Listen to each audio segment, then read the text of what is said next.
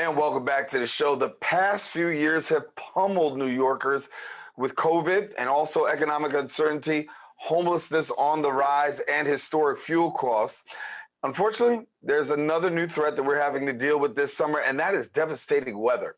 With catastrophes like hurricanes and life-threatening heat waves, they're hitting the most vulnerable populations at the hardest, and a lot of people still trying to rack their brains around one thing, still trying to deal with another. The question is, what initiatives are being taken to try to deal with this extreme weather that we're dealing with? Joining us now to share more details, we are pleased to have the Director of Emergency Services at the Salvation Army's Greater New York Division. We've got Zack Hodgson, and he's with us. And Zack, thanks so much for being with us. Oh, thanks so much for having me on, Darren. I appreciate it. It's an important time, brother. I mean, when we think about what's going on right now, a lot of us here in the New York and the tri-state area dealing with this extreme heat wave. And, some people just say, oh, it's hot outside.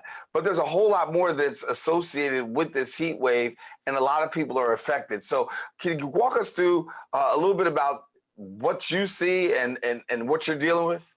Sure. What we know is that heat waves are the deadliest natural disaster each year. And so the Salvation Army partners with New York City Emergency Management and other government partners to provide cooling.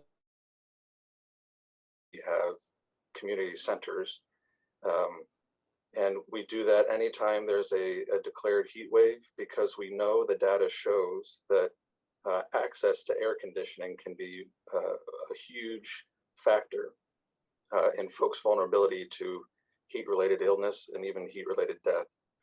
So we do all that we can to try to provide people access to air conditioning. We also have an outreach program that engages with people living on the street who obviously are exposed to the elements more than others, and try to provide them with items that will help to cool them down, but also transportation to the open city cooling centers if they'll accept that assistance.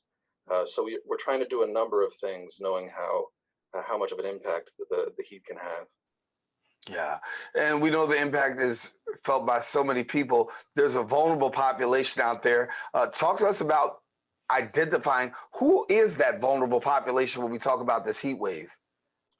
Sure, I don't think it would be surprising. Certainly people who have prolonged exposure, to the heat. So we are talking about our unhoused neighbors. We are talking about, in some communities, immigrant day laborers. We are talking about anyone who really doesn't have access to air conditioning. Again, that's sort of the crux of the issue. So you can think of, unfortunately, the widowed elderly woman in the apartment by herself. These folks that, again, I think we all have an idea of who's most vulnerable. So our organization is doing what we can to meet the needs of these people. And part of the strength of our organization is that we know these folks because we work with them on a daily basis. We're in these communities. We've been there for decades. And so we know who to reach out to sometimes when these crises come. So if I'm out there and I'm saying, listen, we hear the weatherman, he says, get ready for the heat wave that's getting ready to come. It'll be extreme temperatures.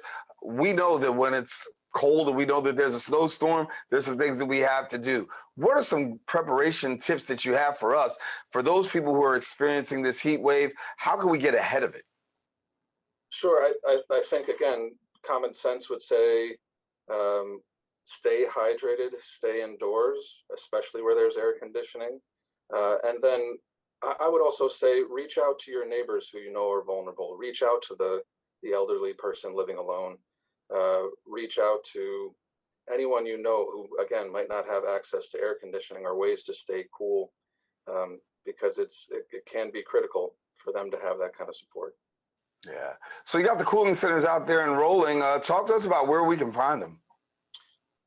Well, in the Bronx, we have two community centers, one at 2121 Washington Ave in Tremont, and one at 425 East 159th. Those are our community centers.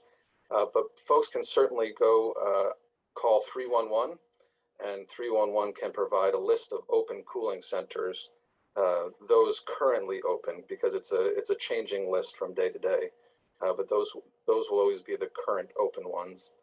And we always suggest that folks call ahead before leaving to go to the cooling center. We don't want them making that effort to find a place closed or without air conditioning or anything like that. So call 311, find the nearest cooling center, and then call ahead would be my suggestion.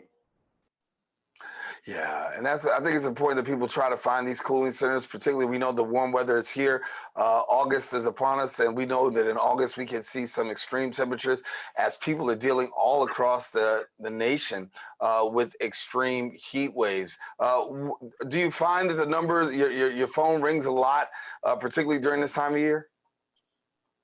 Certainly, yeah, we can get busier, but this is our work, and this is what our organization is founded to do. Really, it's our mission to try and meet human needs without discrimination, as our mission statement says. So glad to get the calls in some ways and partner with city organizations and other nonprofit partners to be able to serve the city. Yeah, it's pretty important that we make sure that our people are taken care of across the city. That vulnerable population, the homeless population, very big. And, we know that during the wintertime, it can be very bad for them. But talk to us about what you see during the summertime, particularly with our homeless. Sure. Again, our organization has a number of programs, for to serve our unhoused neighbors. We have multiple shelters that we operate in partnership with the city, an outreach program that multiple days a week goes out and engages people living on the street, tries to form a relationship so that there's some trust in our referrals to other programs, whether those be government or nonprofit partner programs.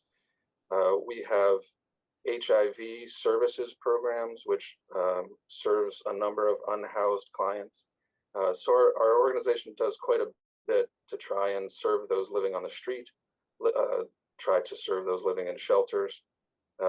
We also have a number of programs that attempt to provide feeding for people who are unhoused, whether that's a food pantry or a meal program.